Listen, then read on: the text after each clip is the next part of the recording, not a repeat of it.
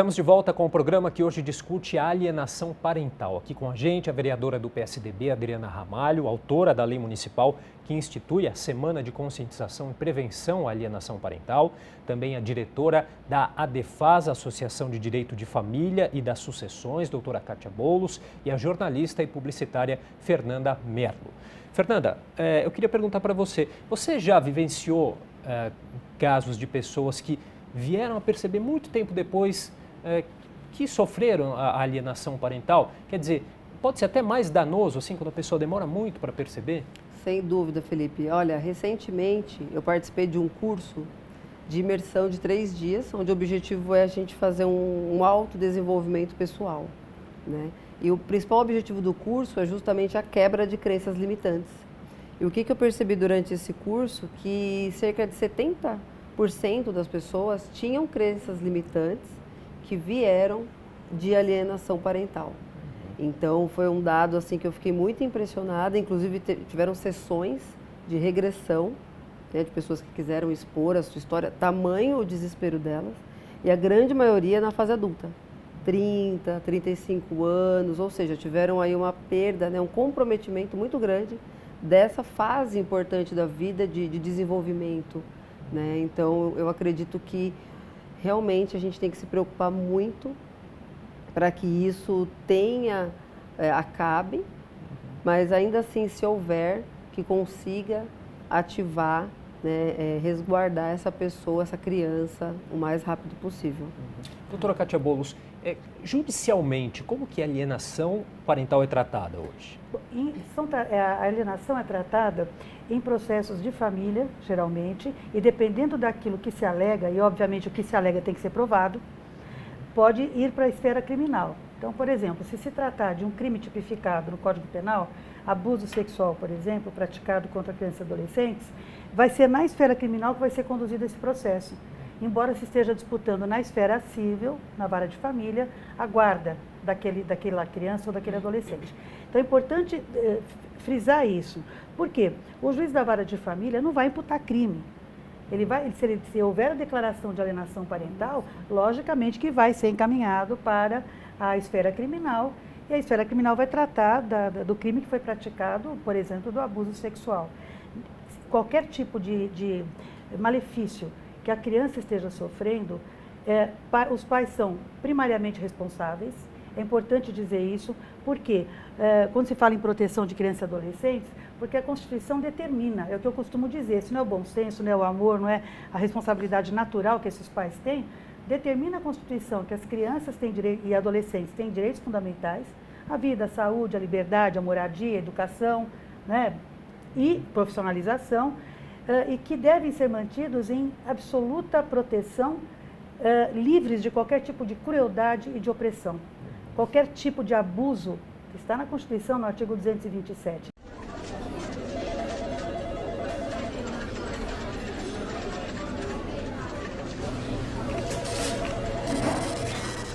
Então, se nós não levarmos em consideração que há uma responsabilidade desses pais, então nós não estamos falando, né, não tem como negar que existem os atos de alienação e que essas crianças e adolescentes estão sofrendo isso sim, porque às vezes eu me admiro, sinceramente, quando falam, não, mas não existe alienação, isso foi uma tese que trouxeram, não sei, não, trouxeram a expressão alienação parental, veio para o nosso universo, certo? E aqui nós estamos tratando no país, de acordo com o que a nossa sociedade precisa ter, de acordo com a nossa Constituição Federal e toda a legislação que vem depois. Então, a alienação em si não é crime.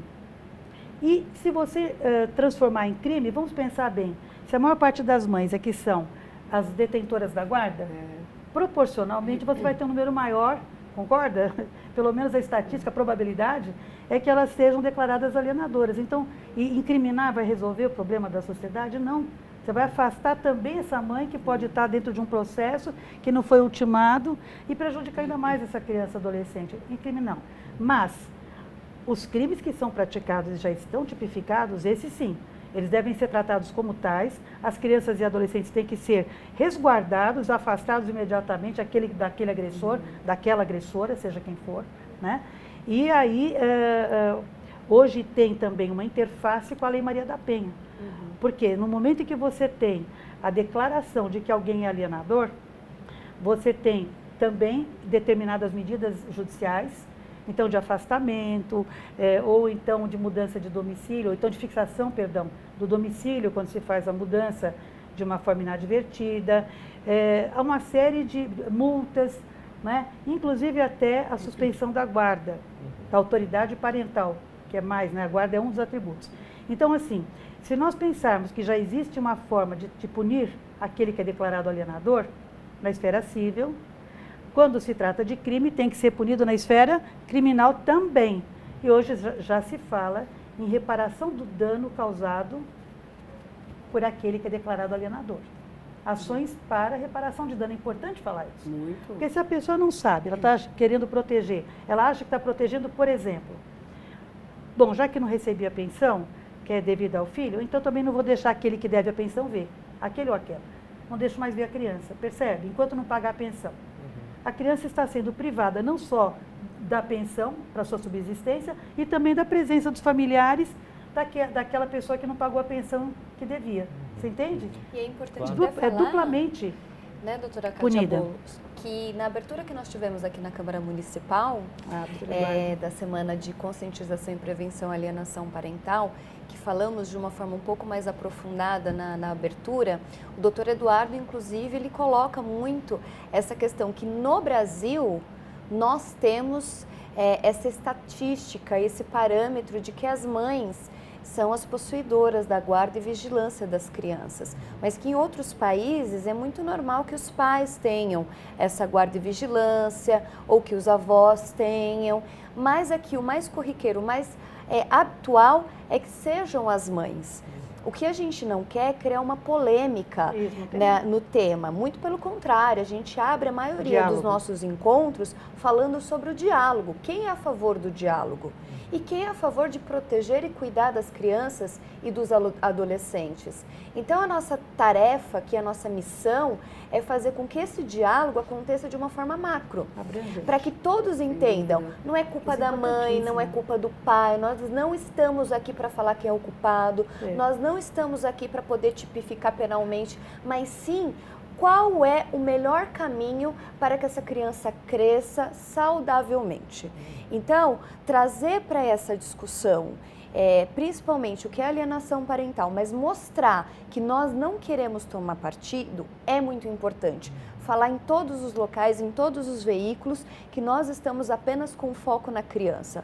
Mas a gente recebeu recentemente algumas sugestões de melhorar, né, esses encontros, de aperfeiçoar, de fazer com que ele corra em mais outros equipamentos. E o nosso interesse é justamente isso, é fazer com que ele cresça. Por isso que, quando falaram assim, Adriana, quais as duas pessoas que você gostaria de ter aqui na Câmara Municipal para esse bate-papo? Falar, sem sombra de dúvidas, a doutora Kátia Boulos, que é mestre especialista no assunto, e a nossa amiga Fernanda Merlot, que é uma grande comunicadora, jornalista, publicitária, porque eu acredito que este caminho do jornalismo pode mudar várias faces da nossa política, principalmente quando falamos de políticas públicas. Então, tem uma grande jornalista aqui que abraçou o tema, que identificou o problema e conseguiu absorver o que é essa missão.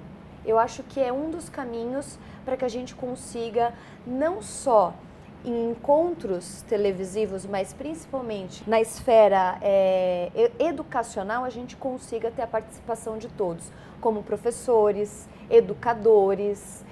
Aqui mesmo na Secretaria de Educação, nós tivemos recentemente uma reunião e descobrimos que há um núcleo de alienação parental dentro da secretaria. Olha, que curioso. Exatamente. Desconhecido. Quem sabe disso? Eu, por exemplo, não sabia. Perguntei para muitos outros colegas que também não sabem, também não sabiam. Então, nós precisamos implantar agora uma política pública dentro das escolas municipais que ajudem os professores e os educadores a identificarem crianças vítimas de alienação parental. E o primeiro passo é ter essa sensibilidade e esse pensamento para dialogar, porque com a criança também se dialoga. Eu até gostaria de fazer uma complementação com relação no que pode muito a imprensa colaborar, é evitar a distorção desse termo. Por quê? Porque às vezes, por ter uma visão, às vezes, como a vereadora Adriana Ramalho falou bem, às vezes uma visão pontual para um determinado, um ponto determinado da temática, que é bem abrangente, alienação parental é toda forma de abuso. Então, às vezes acaba acontecendo uma distorção, porque há uma comoção muito maior, né? E as pessoas acabam entendendo, mas a alienação prejudica, a alienação tira a guarda da mãe. Não é assim. Os processos, quem determina a guarda, quem modifica a guarda, é no Poder Judiciário. Porque a guarda é naturalmente exercida, até o momento em que há uma disputa, é naturalmente exercida pelos pais. Até o momento em que há uma disputa, é que o judiciário precisa intervir e dizer, não, a guarda vai ser atribuída a quem melhor cumprir a sua obrigação de deter essa guarda. E essa obrigação significa o quê? Dar todas as condições para que essa criança ou adolescente tenha o seu desenvolvimento pleno, saudável, dentro das condições possíveis daquela família. Nem todos têm as mesmas condições econômico-financeiras. Mas o adolescente, criança e adolescente, todos têm o mesmo direito. Exatamente. Isso é importante. Então, a distorção pode acabar prejudicando. Nós temos que informar, dialogar e mais, aperfeiçoar. Existe uma lei federal, merece aperfeiçoamento, porque a sociedade é dinâmica. Nós já vimos ao longo desses 9 anos em que existe a lei federal, nós vimos muita coisa já que evoluiu, vimos onde precisa ser tocado para nós aperfeiçoarmos. Então, dar estrutura, por exemplo, para a equipe multiprofissional do judiciário, porque essa equipe de psicólogos e assistentes sociais, essa equipe é que vai dar para o juiz a munição para o juiz decidir. A caneta dele não vem sozinha. Ainda mais de tratar o Entendeu? caso como se deve, né? Cada caso, ao invés de generalizar, você vê cada caso, qual a situação da postura dos pais, qual o estado emocional de cada criança, porque isso pode se manifestar de diversas formas. Por isso que a gente tem tentado alcançar vários grupos que pensam diferentes, para poder mostrar que nós temos que observar qual é a consequência e como está o comportamento dessa criança. Às vezes o comportamento dessa criança chega a um estágio de não querer mais ver o pai ou a mãe. Ela já foi tão alienada de uma tal forma... Crise de lealdade é a pior coisa que pode existir. Ela não quer ver. Então, aquele que alienou vai afastar de uma tal forma do alienado que a criança, já parte da criança, não mais querer nenhum tipo de relação. E aí fica um trabalho cada vez mais complicado de ser muito mais revertido. complexo. A gente vai precisar fazer mais um breve intervalo, mas daqui a pouquinho a gente volta com o nosso programa falando sobre alienação parental.